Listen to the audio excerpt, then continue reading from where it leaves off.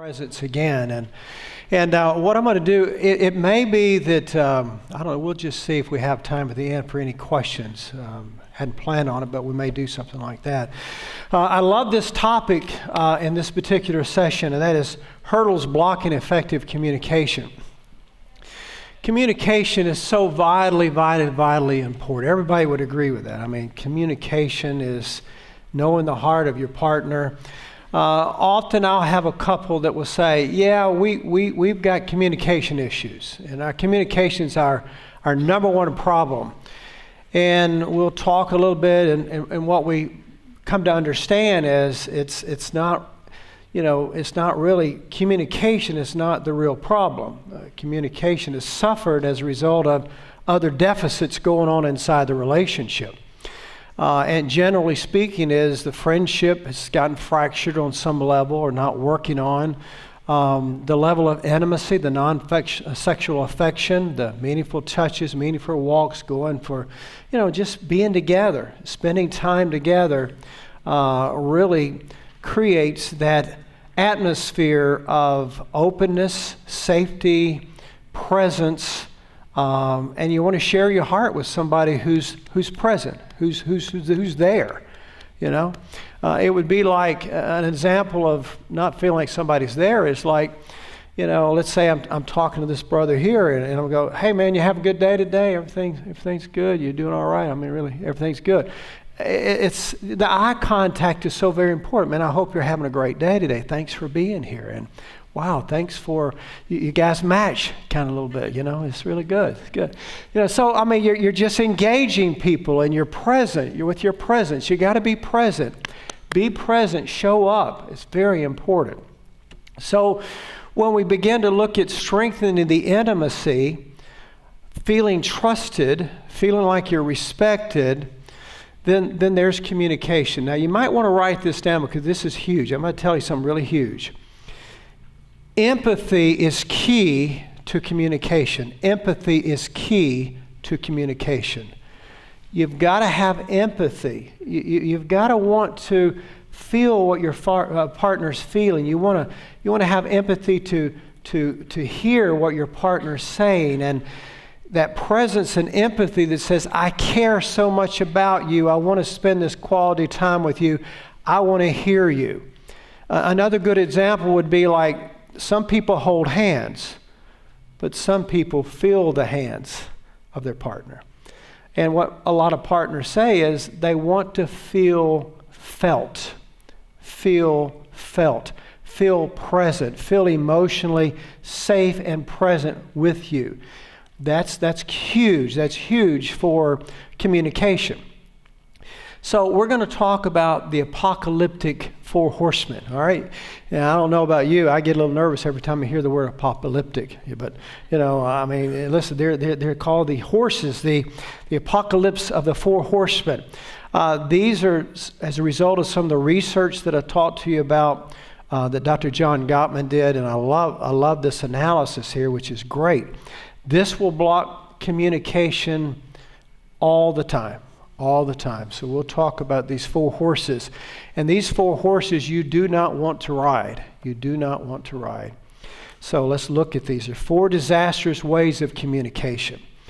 Did you know that 96% of the time that we can predict an outcome of a conversation in the first 3 minutes of the interaction? Okay? In the first 3-minute interaction of a 15-minute conversation, we can predict the outcome 96% of the time. Because if it's a negative or accusatory tone, if we're using you statements, you always, you never, you shouldn't, why didn't you, and I told you so, boy, you're already creating defense walls that doesn't lend itself to intimacy, to openness, to awareness, and to feel safe in that conversation. So what do? Our brain goes to what we call hypoarousal state, and we shut down, and we're not there. We're smiling, but we're not there. We're sitting there, but we're not there. It's like it shuts down. We're in autopilot. Or some people, when they hear those accusatory tones, they get triggered by childhood attachment injuries because they were yelled at, screamed at, hollered at all the time as a kid. So, I mean, they get in a relationship, think this is their friend, and all of a sudden there's a big problem, and they go, I never saw that in you. And they're hollering or yelling or accusatory, the tone's up, and all of a sudden they go to hyperarousal state. And that's fight-flight. And how many of you know if you're in a fight-flight or if you're in a hyperarousal, you really can't attend to what's going on, right? So we really want to work on it. So the first horseman that Dr. Gottman had done the research on talks about criticism. Criticism is attacking someone's personality or character rather than the specific situation or behavior, and it's usually with blame. You know, why did you do that? Why do you always do that? I can't believe you said that again. And when you have those types of criticisms going on, how many of you know that doesn't feel warm and fuzzy, does it? Doesn't feel warm and fuzzy. So we're going to talk about antidotes in a minute. I promise. We're going to get to the positive, but we've got to talk about these horsemen, or otherwise you might keep riding them or not even realize you're riding them. So we want to help you with those. The second horseman is what we call contempt. Contempt. Now, it's amazing as Christians, but you know, we don't realize we do this sometimes. We just walk over in the flesh real quick and forget that maybe that's not how we should treat our loving partner. When there's contempt, it's an insult. You want to psychologically abuse your partner. He or she is stupid right now. You know, they're pretty smart, but I mean, right now they're being pretty stupid. And I can't believe you did that. And, what's wrong with you? Mockery, superior moral stance where we just begin to talk down to our partner. You know, if you really understood things the way I understood them, or if you really had the knowledge that I have, you wouldn't do that anymore. And I can't believe you would do something so foolishly. And, yeah, it was on sale, but you had to buy 5 of them, So, I mean, when you do those kind of contemptuous processes, it shuts down communication. It shuts down the person from feeling like they're in a safe environment and they can't feel your presence in a healthy way. So it's a decay of admiration, a hostile humor, even those kind of sarcastic remarks with humor. Isn't it amazing how we think we can get away with putting our partner down as long as we're being funny about it? And yet, how many would say, that still hurt? That hurt me really deep. That cut really hard. And then sometimes we can have a meltdown and wonder what's wrong with our partner. I mean, we're good now. And we go, look, I don't know about you, but I'm still scraping myself off the floor here because you really just blowed me over here with how you communicated. So we want to be careful about not doing these things. Now, here's the thing. We're all human. Would everybody, if you're human, raise your hand this morning. I'm going to make sure I'm in the right place. Okay, we're good. Okay. Listen, you can be very spiritual, but you can be non-spiritual sometimes. And you can just really act out and say, wow, in my wise mind, I would never said that. I would never done that. And that's probably a very, very true statement. But how many of you know when you get hijacked emotionally, you're not thinking. You really get hijacked. As a matter of fact, think about the last time you really got angry and you acted out. It's sort of like, take me home, Mom, I'm acting up. Somebody need to say to you, you acting up, I'm taking you home right now. But when you've done that kind of thing and it's like, man, what was I thinking? Guess what? You weren't. You got hijacked and some of your brain systems of the prefrontal cortex shut down and you weren't thinking, and your anterior cellular gyrus part of your brain, which is the braking system, you can't find the brake. And you just keep on saying the things, and you're in trouble, you're saying the wrong thing, it's not healthy, it's going to cost, but you can't find the brake. And you just keep running through the intersections of this emotional relationship. And it causes so much pain. And I know somebody go, yeah, but you just don't know now, makeup sex is great. No, it's not a healthy way to go. Listen, it's not a healthy way to go. It really isn't, I promise you. Because it leaves those deep, deep hurts that later on you go, how come we're not as close? And you go, yeah, I love you too. I'm sorry. Yeah, I love you too. I'm sorry.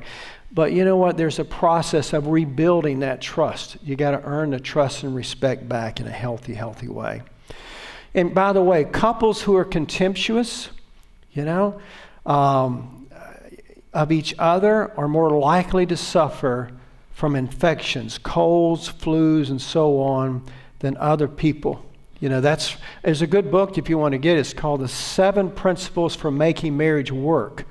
It's by Dr. John Gottman. It's a very, very good book. Very, very good book. And these are his principles. It's good stuff.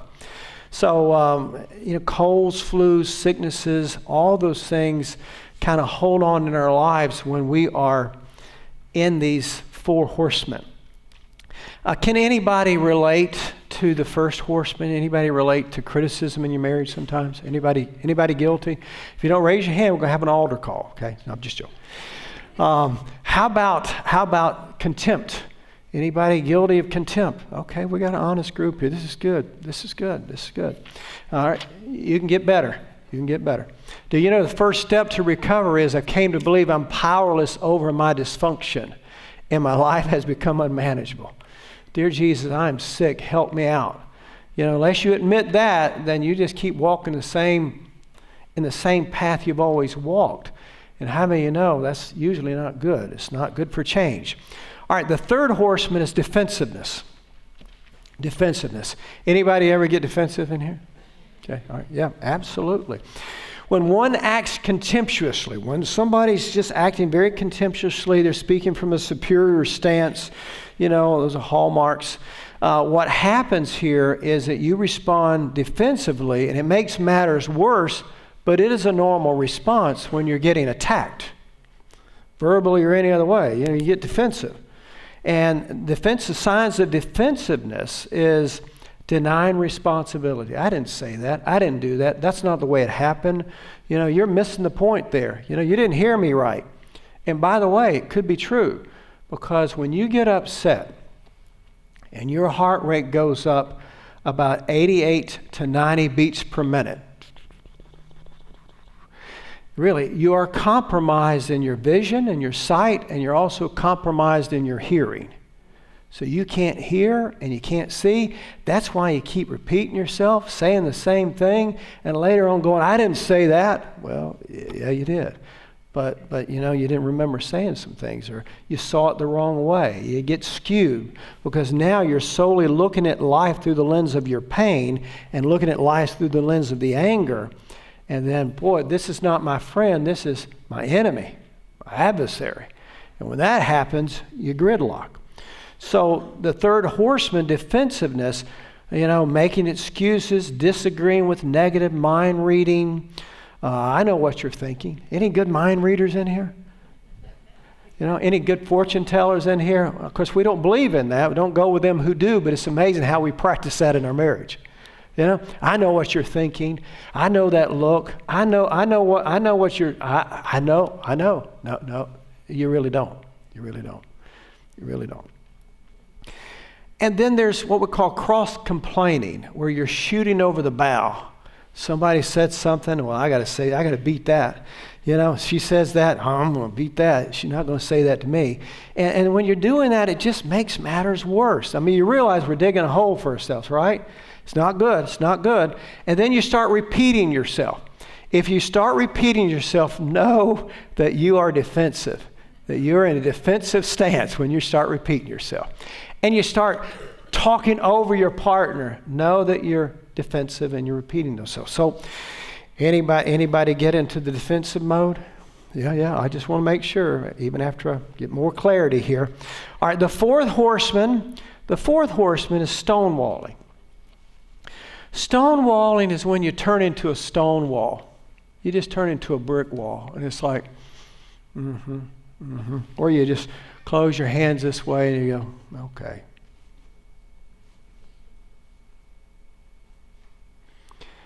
And 85% of the time, guys, I'm sorry to say this, 85% of the time, we're the stonewallers.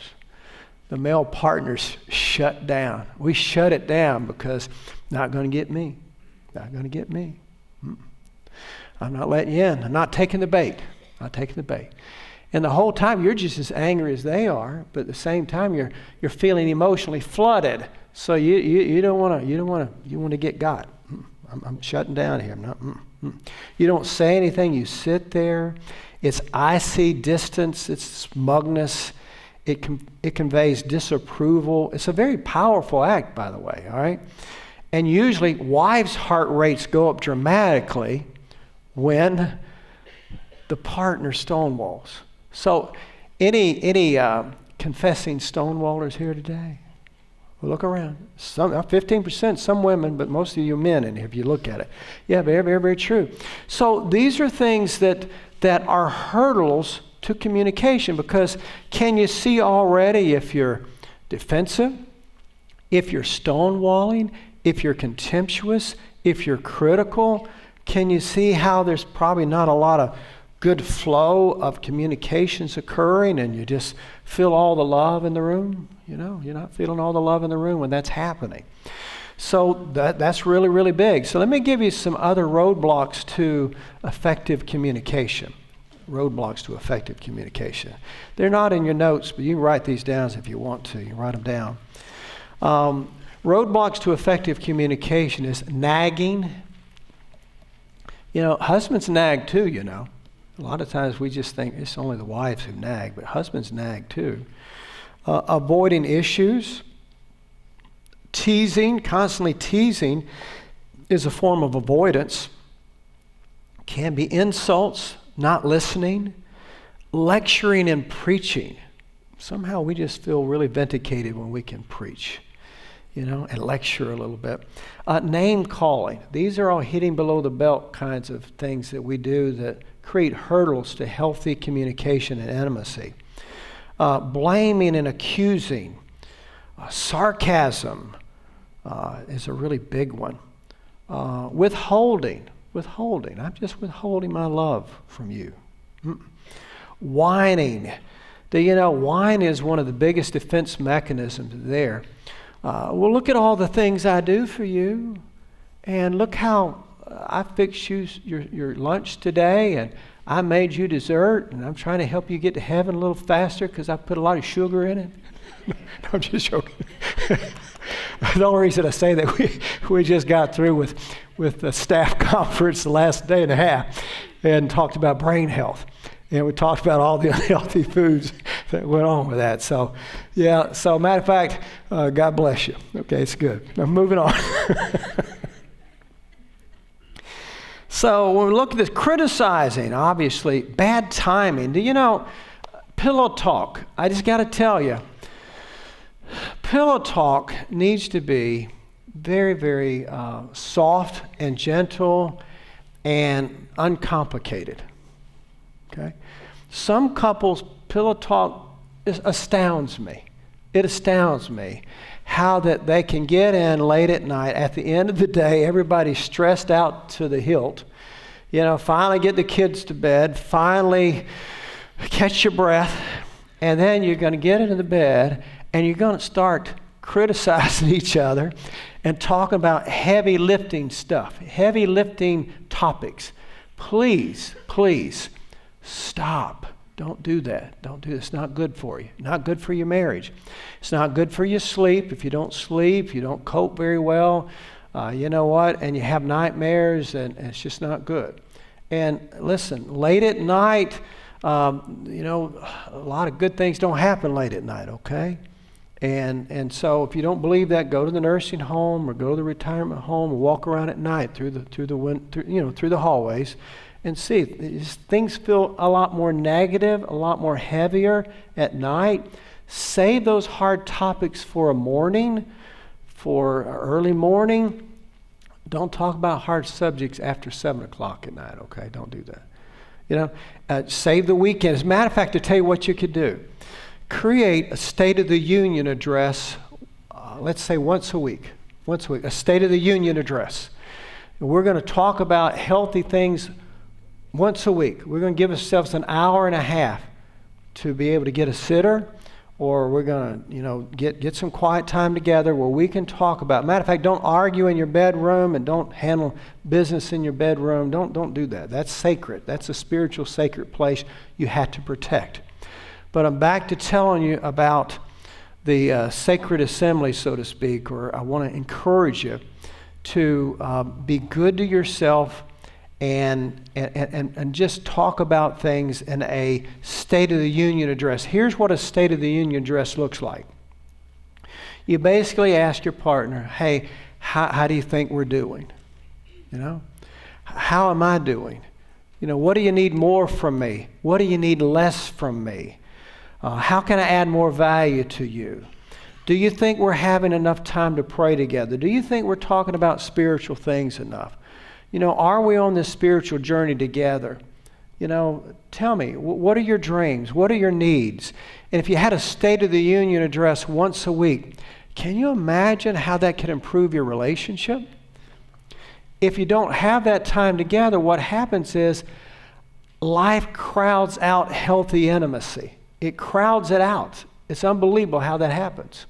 So you have to be intentional about that sacred assembly, and you also have to be very, very intentional about having that State of the Union address where you're able to sit with each other and encourage each other, and it prevents resentment building up because you just keep shoving things back and not talking about things. It keeps things out open, out front, and there's no surprises. Versus, well, I told you that. No, you thought that, but we didn't talk about it. Well, I did. No, I think I don't remember that, sweetheart. And you go, okay, all right, good. Well, thank you for letting me know that. We now can grow together and keep moving forward. So those are some things you can help with. The other thing I want you to do is be very intentional also about departures. What will help communication is in the morning before you leave, you need to be intentional about hugging each other, a meaningful kiss. If you get a chance, hey, what you got on your docket today? What's going on? Can I pray for you about that? Can I encourage you some way about that? You talk and you encourage each other that way. And then at the end of the day, you try to get together as well and say, let's talk about how your day went. Did your day go well? Good to see you. I'm so glad to see you. I'm glad things went well for you today. What can I do to add value tonight? How can I help you? How can I help you? And so when you're adding value to each other in that way, it's just really a phenomenal thing that happens. You're adding value to each other, you're love banking, you're good friends, and you're staying off the horses. All right, everybody good with that? Stay off the horses. Now let's talk about stop the four horsemen. Let's stop the apocalypse, and let's talk about antidotes. Antidotes are very, very important here. Instead of criticizing, the antidote needs to be a very gentle startup. And you delete from your vocabulary, you always, you never, you should have, why didn't you, and I told you so. We've got to delete those from your vocabulary. You need to use words like I think, I feel, how would it be, I would like, I appreciate.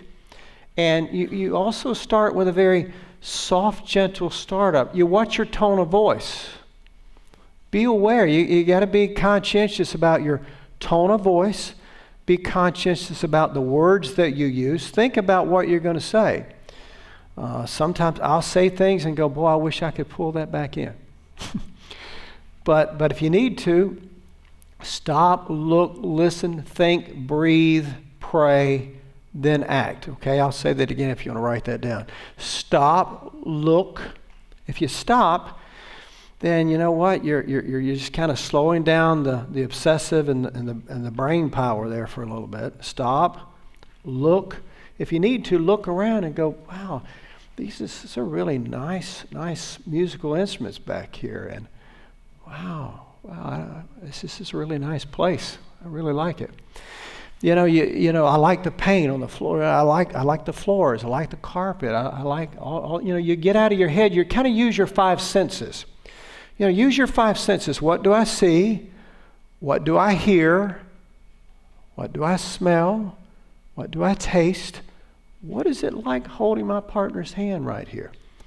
That brings you back to a very here and now in your wise mind state. Now you're back in your prefrontal cortex, and you're probably going to say things that's going to make a lot more sense, right? Under the umbrella of grace. And then you're able to say to your partner, instead of reacting, you're going to respond because you stop, look, listen, think, you breathed, you prayed, and now you're ready to respond. And you go, you know what? I feel that we could have a better date if we could have longer on our date night. And I think about it because it means a lot to me and I need. So what I'm saying to you is simple. A gentle startup is I feel or I think about what and I need. Just get to the point. I feel, I think about what, and this is what I need. How beautiful it'd be for your partner to tell you what they need. How many think that'd be good if your partner shared with you what they needed? Otherwise, if you're guessing, then you may not get it right. It's like shaking that gift at Christmas time. You can never really figure out what's going on there, So the first antidote is instead of criticism, you know what? You use gentle startups. And then secondly, instead of defensiveness, stay off that horse. You just simply take responsibility. Take responsibility. You know what? I hear you. And I'm really going to work on not fishing as much and hunting as much. I'm really getting in trouble now, aren't I? And we're going to work on not going to play golf as much. And you need me home more because not that you got a to-do list for me, but you just love me that much and you want to hug on me and kiss and tell me how great I am and we have a great time together of doing household chores together and we can feel caught up and we didn't spend as much money this weekend. Wow, isn't that great? How many think that'd be a good thing? Okay, all women raise their hands. Some men, this is good. I think that'd be a great thing,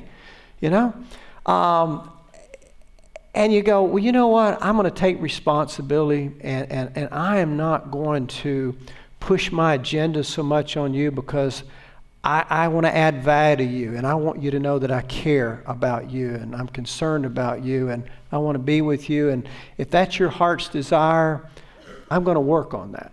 I don't think I can stop it all, but I'll work to kind of bring a good balance here where we can move forward in a healthy way. There we go.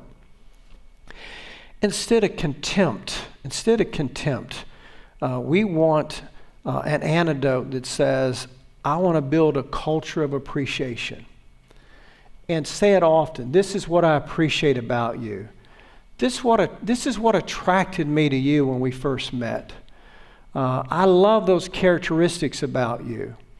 And I just want to tell you, wouldn't it be great for us to really begin to treat our partners the way you did when you were dating? Isn't that amazing? For some relationships, I've noticed something. Over the last 30 years, I've noticed something. The things they were doing in the courting process and the dating process, like, I'll give you an example. I was attending Southeastern College in Lakeland, Florida years ago. And my wife, I was dating her. She was still in Panama City. I was in Lakeland. I would get out of class on a Friday afternoon, and I would drive 6.5 hours. Okay, I'd get there late. And my first thing was bypass my house, my family house, and go straight over there where she was.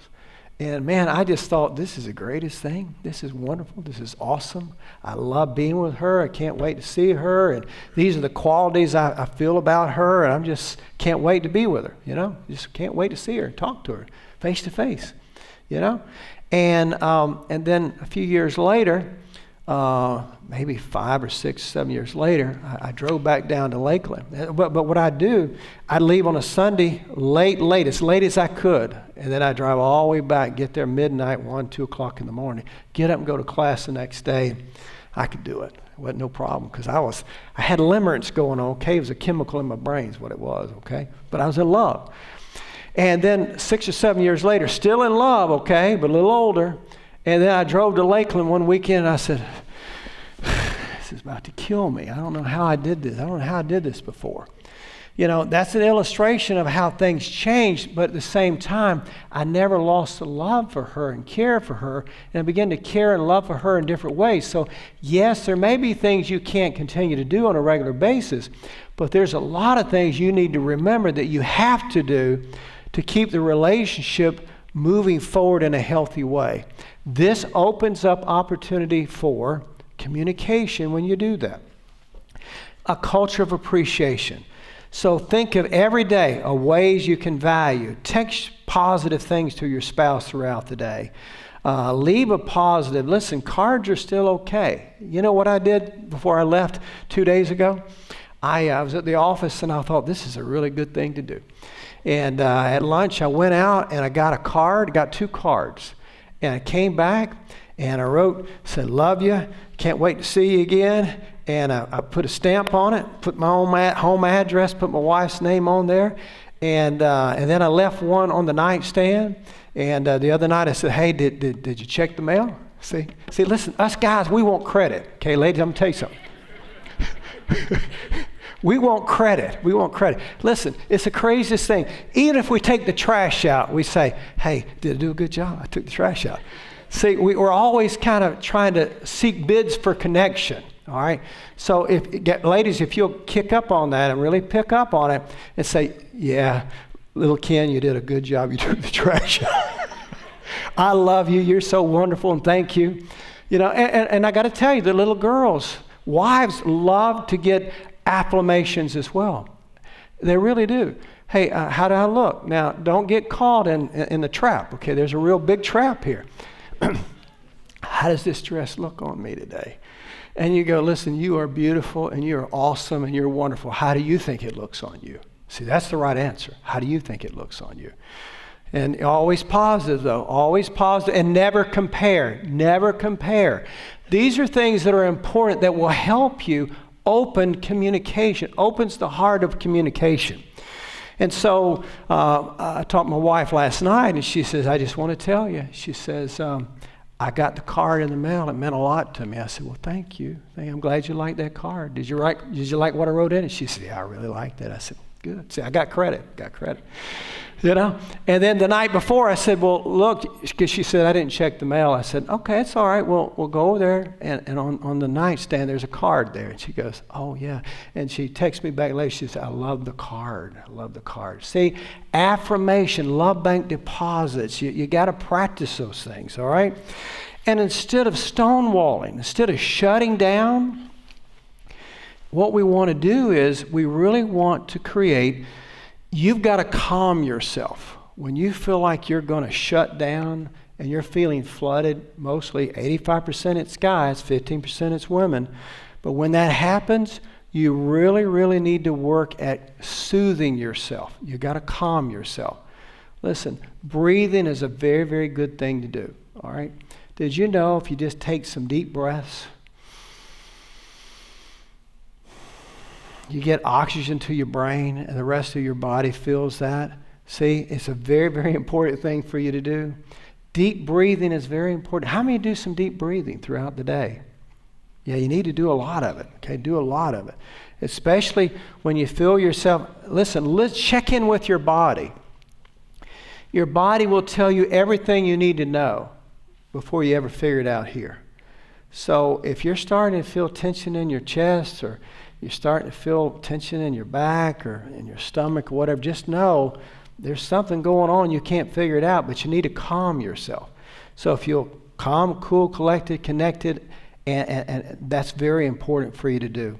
It will keep you out of the hyper-arousal, fight, flight. It'll keep you out of shutting down. You're able to stay present and do relationship in the now with your partner, okay? That will be a very, very good thing. So, but psychologically and physiologically soothe yourself. If you need to, you know, this is something I tell clients all the time. You know, although I have had somebody come back and say, well, that wasn't totally true. I said, really? I said, it's always worked before. And I said, no, it's not totally true. I told one person, I said, listen, if things get real tight in the relationship and there becomes some argument, you got to call a timeout. He says, well, I've tried that before. She follows me all over the house.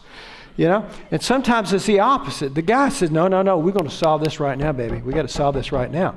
And so what I tell them, I say, listen, most of the time, people want to argue with you. You say, listen, I need to go to the restroom. Okay, I need to go to the restroom. And this one guy says, oh, no, that didn't work for me. She followed me to the restroom. She's pounding on the door. And I said, I just want you to go to the restroom, lock the door, get a hand towel, and just wring it out, dry. Get your hand towel dry and wring it out. You wouldn't believe how much stress it releases, and you breathe. And you say, God, help me. And here's a really good thing. Come, Holy Spirit.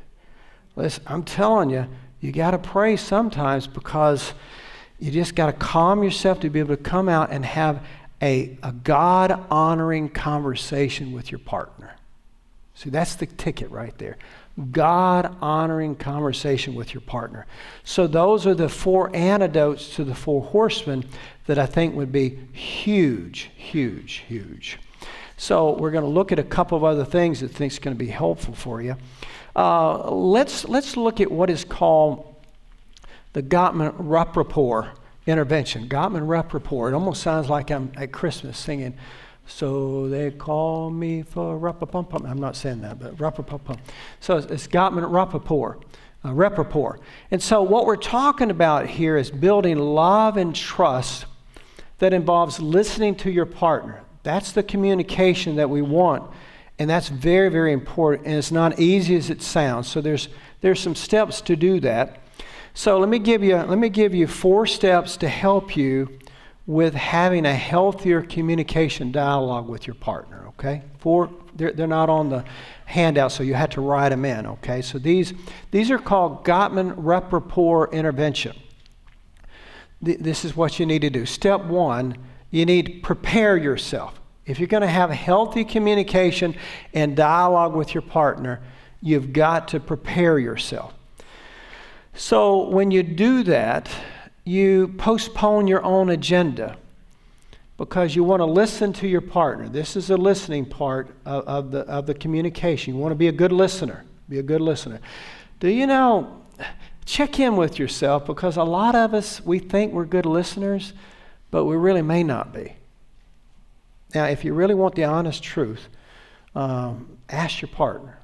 Say, hey, let's take a minute and do that. We got time. We'll take a minute. Will you look at your partner and say, I just really want to know something.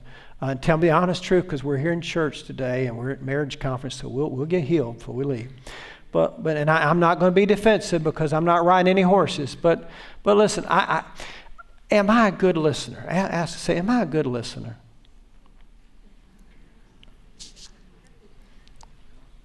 And then you switch places. Then you, the other partner, you got to ask each other that, of course, okay? Wow. Hey, how are you doing? Are you batting pretty high here? Everybody doing good? Because if you're not, I got to tell you, I think it's 7 out of 10 times Major League Baseball players, they strike out. Did y'all know that? Major League Baseball, 7 out of 10 times, not strike out, but 7 out of 10 times, they'll get out. They'll get thrown out, strike out, fly out, they get out. 7 out of 10 times at bat. Isn't that a high ratio, is it? But that's what they say. But here's the deal. The difference is what they tell themselves about it. They say, you know what, I'll get a hit next time. So what I want you to say today is if your spouse says, no, I don't think you're a very good listener, just say, okay, I'm going to do better next time. See, that's what you do. Get a home run. Home run. All right, so these are rules for the listener. Step 1, prepare yourself. Postpone your own agenda. Tune into your partner's world because it's all about listening. It's all about being in their world because you want to listen. You want to be a good listener. Hear your partner's pain, even if you don't agree with the details. You're being present. You want to honor their feelings. You want to value them. It takes work. Hear your partner's pain, even if you don't agree with the details. Try to understand your partner's world from his or her perspective, not your own. So that's preparing yourself. That's step one. Step two is attune. Attune. Hear the speaker's feelings. Hear the speaker's feelings, not just the words, and be present with your partner. I now understand what they meant. Years ago, as a little boy, grew up in church, and these people get up and sing. They'd always say this. I don't know why they'd say this. They'd say, "Y'all pray for me." It's a saying. Don't worry about don't worry about the words. Just be blessed. Amen. And I think, wow, what's up with that? But maybe they had something going on with that. You know, I mean, just listen to the feeling. Don't worry about how they sing it, right? So listen to the speaker's feelings and be present with your partner. So your goal is just to understand. I love you so much. I want to understand you. I really want to hear you. I want to hear you. I want to hear you. So attuned. Now here's some do's. Here's what you need to do. Do ask open-ended questions, because you want to open the heart. Ask open-ended questions that can't be answered with a yes or a no. Open-ended questions. That's what I want you to do. Do not be critical, judgmental, or defensive. Because if you do, you're going to shut down the communication. And our goal is that we want to open up communication. So that means you've got to be open to hear what your partner's saying. So don't be critical, don't be judgmental or defensive, and then don't minimize your partner's feelings. Don't minimize. Well, I don't think it hurt that much. I mean, you seem to be overreacting. That's minimizing. Don't minimize. So, step one, prepare yourself. Step two, attune.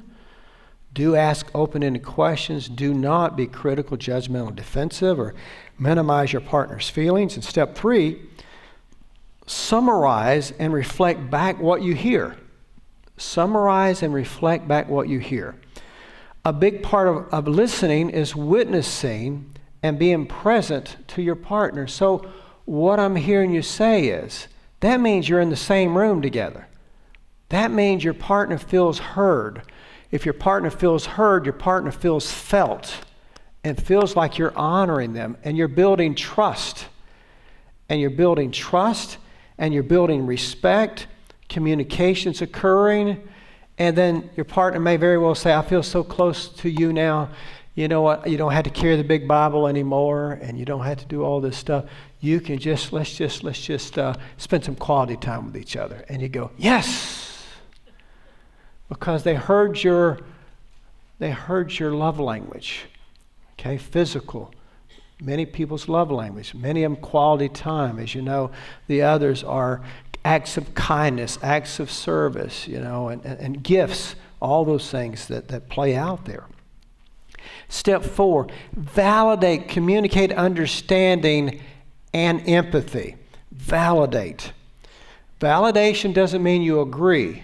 Validation simply means that you hear what your partner is saying and you've got a better understanding of what they've been experiencing. Or otherwise, you keep driving in the fog. You think you know, but you don't know.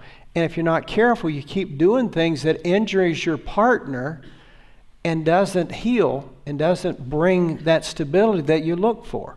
So, wow, how many think this Gottman Rep report would be a good thing for you to practice of improving your communication? All right, so I really want to encourage you to take a look at this. This would be helpful for you. And what will happen for you when you pull out of these hurdles that block communication, you'll move out of the rut that you've been in. The rut, which is routine, uninteresting, and tired. You ever met couples, you ever been out to eat and you look around and you go, wow, they don't look like they're interested in each other. They're sitting across from each other and I don't think they've looked at each other yet. And you go, oh my goodness. Lord Jesus, let's pray for their brain. Let's pray for their heart.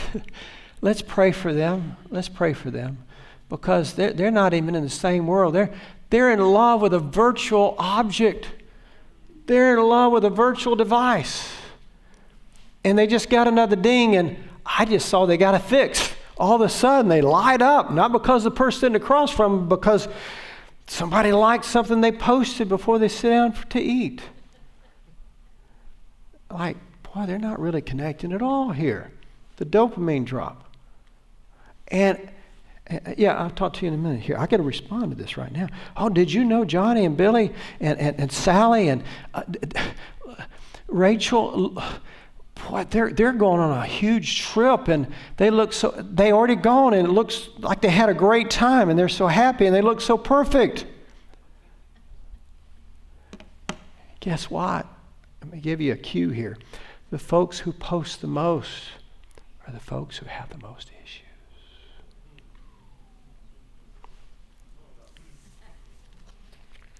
I just heard that somewhere, okay? I just heard that somewhere. Hey, you got to do real-time relationship with each other. You need to create a policy that you put your phones aside and you develop a real-time relationship with somebody God put in your life, or the virtual land will rob you and steal you of your ability to even concentrate. Did you know every time you check your phone, it takes you about 8 to 12 minutes to reset yourself and get back to where you were? Think about it. If you check your phone that many times throughout the day and you add up the time that's lost, how can you be attentive and mindful and even in the same room and in the same world with most people? If you don't believe that today, be careful while you're driving, okay? Because I'm telling you, most people are not in their right mind. Not because of the way they drive, but because they're not there. Have you looked lately? You know, my grandson the other day says, Granddaddy, he says, he's 10 years old. He says, Granddaddy, he says, that man's texting and he's not even looking at the road. I said, oh, that's dangerous. He said, yeah, that's unreal. Anyway, we move from routine, uninterested, and tired to crest. Crest is creativity, respect, excitement, sensitivity, and togetherness. So here's the deal. We know that empathy is key to communication. We want to feel felt. We want to stay off the four horses. We want to use our antidotes. We want to stay present here and now. And we know that communication needs to be conscientious, intentional, to have a healthy connection. And when you do that, you'll be surprised how much your partner is doing so much better. Did you notice how I said that? Often, when we make the change in our own self, it's amazing how we begin to look at our partner through a whole different set of lens. And it's like, wow, you must be doing therapy. Are you doing therapy or what? And they go, no, I'm just working on me, and God's helping me. And you go, way to go. I want to do that too. So and I hope you're that partner that when you see your partner doing something great, you keep affirming, you keep honoring and affirming and honoring and affirming, and you keep growing and growing and growing, and do not allow the distractions of this world to distract you from having the relationship that you want and that God wants for you, okay? God bless you. Have a good afternoon. Have a good day, all right? Thank you.